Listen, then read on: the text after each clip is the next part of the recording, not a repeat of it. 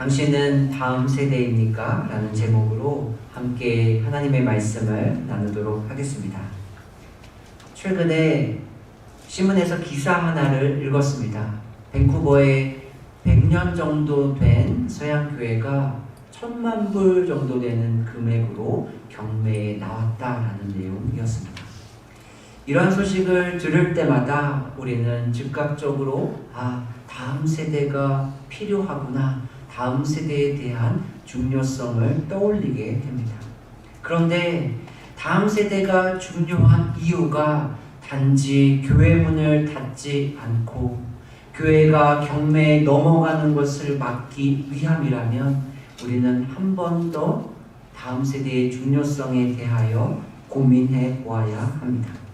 왜냐하면 다음 세대가 중요한 이유는 단순히 교회에 출석하는 것을 넘어서기 때문입니다. 오늘 본문을 통해서 진짜 다음 세대가 누구인지, 그리고 다음 세대가 왜 중요한지를 함께 살펴보기를 원합니다. 하나님께서 이스라엘 백성을 가나안으로 인도하셨습니다.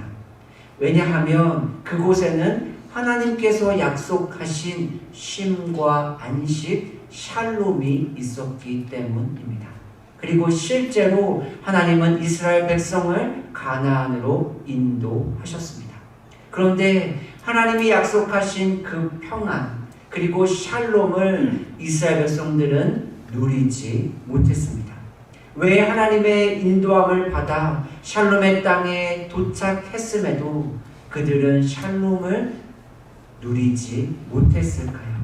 그리고 그렇게 샬롬이 없는 엔샬롬의 상태가 350년이 되었습니다. 도대체 이스라엘 백성들 가운데에 무슨 일이 일어났습니까? 그들이 무엇을 경험했기에 하나님의 안식을 누리지 못했을까요? 오늘 본문에 3세대가 등장하고 있습니다. 첫 번째 세대는 여호수아 세대입니다. 그리고 두 번째 세대는 장로들의 세대입니다. 첫 번째 세대인 여호수아가 살아있을 때 이스라엘 백성들은 하나님을 온전히 섬겼습니다. 여호수아가 하나님의 품에 안겼습니다. 그리고 두 번째 세대인 장로들의 세대가 시작되었습니다. 그들은 하나님을 섬겼습니다. 첫 번째 세대와 두 번째 세대의 차이가 발견하셨습니까? 제가 의도적으로 하나의 단어를 첫 번째 세대에는 사용하고 다른 세대에는 사용하지 않았습니다. 그 단어가 무엇입니까? 온전히라는 단어입니다. 첫 번째 세대는 하나님을 온전히 섬겼습니다. 그런데 두 번째 세대는 하나님을 섬겼습니다. 어떻게 이 사실을 알 수 있을까요? 사사기 1장 19절입니다. 여호와께서 유다와 함께 계셨으므로 그가 산지 주민을 쫓아내었으나 골짜기의 주민은 철병거가 있으므로 그들을 쫓아내지 못하였으며, 모순되어 보이는 것을 발견하셨습니까? 하나님이 유다 지파와 함께 하셨습니다. 그리고 하나님께서 그들에게 승리를 약속하셨습니다. 그런데 이스라엘 백성들은, 산지 주민들은 쫓아냈습니다. 그런데 골짜기의 주민들은 쫓아내지 못했습니다. 어떻게 이런 결과의 차이가 있을 수 있을까요? 하나님께서 이스라엘 백성들에게 가나안 족속을 쫓아내라 라고 했던 이유는 힘으로, 무력으로 그들을 짓밟아라 라는 의미가 아닙니다. 금묵자흑이라고 하는 사자성어처럼 먹을 가까이 하면 검은 것에 물드는 것처럼 죄와 가까이 하지 말고 구별하라 라는 의미로 가나안 족속을 쫓아내라 라고 말씀하셨습니다. 그런데 이스라엘 백성들은 하나님이 함께 하셨음에도 불구하고 산지 주민들은 쫓아내고 골짜기의 주민들은 쫓아내지 못했습니다. 성경은 차이점을 이렇게 기록하고 있습니다. 우리 사사기 1장 19절을 다시 볼까요? 골짜기의 주민들은 철병거를 가지고 있었습니다. 그래서 겉으로 보여질 때에 산지 주민들은 무기가 없었기에 쉽게 쫓아낼 수 있었고, 골짜기의 주민들은 철병거로 무장되었기 때문에 이스라엘 백성들이 쫓아낼 수 없었다라고 생각할 수 있습니다. 그런데 앞에서 어떻게 기록되어 있죠? 하나님이 유다 지파와 함께 계셨으므로, 하나님이 그들과 함께 하셨기에 그들이 가지고 있는 힘, 무기는 문제가 되지 않습니다. 그런데 왜 이스라엘 백성들은 누구는 쫓아내고 또 누구는 쫓아내지 못했을까요? 왜냐하면 이스라엘 백성들에게 철병거가 매력적으로 보였기 때문입니다. 그렇게 이스라엘 백성들은 쫓아내지 못한 것이 아니라 쫓아내지 않았습니다. 왜냐하면 철병거를 소유하고 싶었기 때문입니다. 첫 번째 세대가 하나님의 말씀에 온전히 순종하여 섬겼다면, 두 번째 세대는 신앙과 현실 사이에서 줄타기하며 하나님을 섬겼습니다. 그래서 첫 번째 세대는 온전히 섬겼고, 두 번째 세대는 하나님을 섬겼습니다. 이제 세 번째 세대가 성경에 등장합니다. 그리고 성경은 그들을 이렇게 표현합니다. 사사기 2장 10절입니다. 그 세대의 사람도 다 그 조상들에게로 돌아갔고, 그 후에 일어난 다른 세대는, 첫 번째 세대와 두 번째 세대와 다르게 세 번째 세대를 향하여 성경은 다른 세대라고 표현하고 있습니다. 시간이 흘러 첫 번째 세대가 지나고 두 번째 세대도 지났습니다. 그리고 세 번째 세대가 등장합니다. 두 번째 세대에 불완전함이 있었습니다. 현실과 타협했지만 성경은 그들도 여전히 하나님을 섬겼다라고 기록하고 있습니다. 그런데 왜 세 번째 세대는 다른 세대가 되었을까요? 두 번째 세대와 세 번째 세대의 차이가 무엇일까요? 사사기 2장 7절입니다.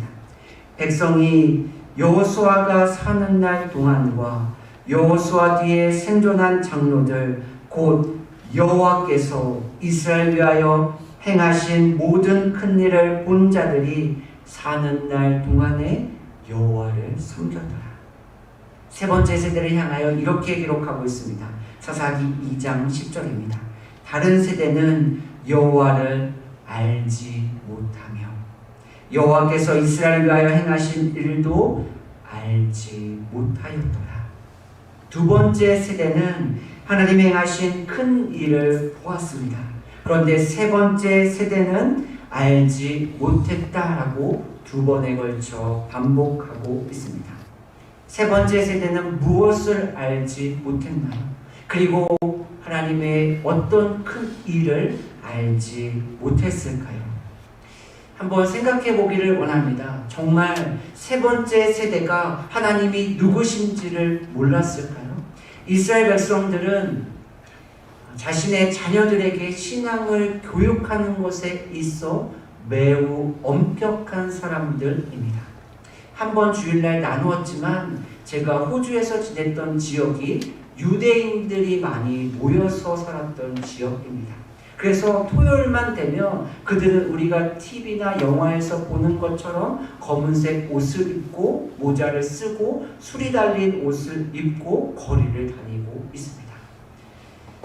신명기 6장에 보면 쉐마 이스라엘아라고 하는 말씀처럼 자신의 자녀들을 이렇게 가르쳐야 한다라고 기록하고 있습니다. 신명기 6장 5절입니다. 너는 마음을 다하고 뜻을 다하고 힘을 다하여 내 하나님 여호와를 사랑하라. 6절입니다. 오늘 내가 내게 명하는 이 말씀을 너는 마음에 새기고. 7절입니다. 내 자녀에게 부지런히 가르치며 집에 앉았을 때에든지 길을 갈 때든지 누워 있을 때든지 일어날 때든지 이 말씀을 강론할 것이며. 8절입니다. 너는 또 그것을 내 손목에 매어 기호를 삼으며 내 미간에 붙여 표로 삼고. 9절입니다. 또 내 집 문설주와 바깥문에 기록할지니라. 이렇게 이스라엘 백성들은 자신의 자녀들에게 철저하고 엄격하게 하나님의 말씀을 가르칩니다. 저희가 이사를 해야 돼서 집을 하나하나 보기를 시작했습니다. 그런데 어느 집에 딱 들어갈 때에 이 집은 유대인들이 사는 집이다 라고 하는 것을 들어가기도 전에 알 수 있었습니다. 어떻게 알 수 있었을까요? 보통 집에 들어가기 전에 초인종이 있습니다. 벨 누르는 게 있죠.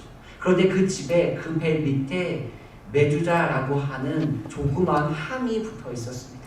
그 함에는 쪽지가 하나 들어있는데 그 쪽지에는 우리가 함께 나누었던 신명기 6장 말씀이 들어있습니다. 그러니 정말 말씀처럼 집에 들어갈 때든지 나올 때든지 너희는 주 여호와 하나님을 사랑하라 라고 하는 이 말씀을 그들은 기억하고 묵상하는 것을 알 수 있습니다. 그러니 제3세대가 정말 하나님이 누구신지를 알지 못했을까요? 우리가 어떻게 이집트에서 나오게 되었는지, 그리고 어떻게 우리가 의복이 헤어지지 않고 신발이 부르트지 않으며 만나와 메추라기를 먹게 되었는지, 우리가 텐트를 치고 거두며 이동했던 그 많은 하나님의 역사들을 그들은 듣고 알고 있었습니다. 그런데 왜 성경은 그들이 하나님을 알지 못했고 그들이 하나님이 행하신 큰 일도 알지 못했다라고 기록할까요? 안다라고 하는 히브리어 단어는 단순히 지식적인 것만을 의미하고 있지 않습니다. 예수님이 누구십니까? 하나님의 아들입니다. 예수님이 어디에서 죽으셨죠? 십자가에서 죽으셨습니다. 예수님이 며칠 만에 부활하셨죠? 3일 만에 부활하셨습니다. 예수님이 누구를 위하여 죽으셨나요? 나를 위해서 죽으셨습니다. 어떻게 구원을 받을 수 있나요? 예수님을 믿으면 구원을 받을 수 있습니다. 단순히 이렇게 지식적인 것을 알고 있을 때 안다라고 말씀하고 있지 않습니다. 성경에서의 안다라고 하는 의미는 내가 알고 있는 그 사실, 그리고 내가 알고 있는 그 지식과 진리가 나의 삶 가운데 경험되어지고 고백되어질 때에 나는 압니다라고 고백합니다. 그러니 세 번째 세대는 하나님이 누구신지도 하나님 행하신 그 큰 일도 알았습니다. 그러나 하나님과의 인격적인 관계가 없었습니다. 그러니 자연스럽게 하나님 행하신 그 놀라운 큰 일도 그들은 경험할 수가 없었습니다. 그래서 그들을 향하여 성경은 다른 세대라고 기록하고 있습니다. 오늘은 특별히 다음 세대를 향한 주일로 우리가 예배를 드리고 있습니다. 어쩌면 말씀을 들으시면서 이거는 다음 세대이니까 젊은이들을 향한 말씀이지라고 생각할 수도 있습니다. 그러나 우리 모두 자신을 한번 돌아보기를 원합니다. 나이와 상관없이, 나의 신앙의 연수와 상관없이 우리 모두는 다음 세대입니까? 아니면 다른 세대입니까? 우리는 지식적으로 알고 있는 하나님의 말씀에 만족하고 있습니까? 아니면 그 말씀이 나의 삶 가운데 고백되어지고 체험되어지는 삶을 살아가고 계십니까? 우리는 하나님의 말씀이 경험되어지고 고백되어지는 다음 세대를 위하여 기도하고 있습니까? 아니면 교회를 유지하기 위하여 다음 세대를 놓고 찾고 있습니까? 우리 교회는 교회를 다니는 다른 세대를 원하지 않습니다. 신앙의 지식만으로 만족하는 다른 세대를 원하지 않습니다. 교회를 다니고 하나님의 말씀을 배우고 익히는 일은 중요합니다. 그러나 우리는 그것을 넘어서서 하나님과의 인격적인 관계를 통하여 진리가 경험되어지고 고백되어지는 다음 세대를 기대하고 소망하고 기도하고 있습니다. 저는 우리 교회 학생 청년들에게 감사의 마음과 빚진 마음, 두 개의 마음이 있습니다. 주일에 한번 나누었지만 우리 교회 출석하는 이유를 때로는 잘 이해하지 못할 때가 있습니다. 한번 입장을 바꿔놓고 생각해 보기를 원합니다. 보편적으로 교회를 선택하고 교회에 출석하고 교회에 등록하는 기준이 무엇입니까? 나의 또래와 또 사람들이 많이 모이는 곳들, 또는 신앙의 프로그램과 신앙의 여러 가지 모습들이 잘 되어져 있는 곳이 어쩌면 우선순위에 놓여져 있습니다. 그리고 그곳으로 발걸음을 옮기는 것이 비교적 쉽습니다. 그런데 하나님을 온전히 예배하고 나의 섬김이 필요한 곳에 우선순위를 두는 것은 그렇게 쉽지 않습니다. 어떤 분들이 우리 교회에 방문했습니다. 그분들에게 왜 우리 교회에 출석하시나요? 왜 우리 교회에 등록하려고 하시죠? 그럴 때 그분들이 이곳이 나의 섬김이 필요한 곳이기 때문입니다.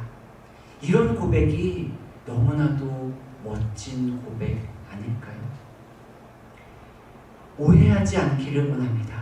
우리 교회가 지금 섬김의 필요가 많기 때문에 제가 이러한 이야기를 나누는 것이 아닙니다.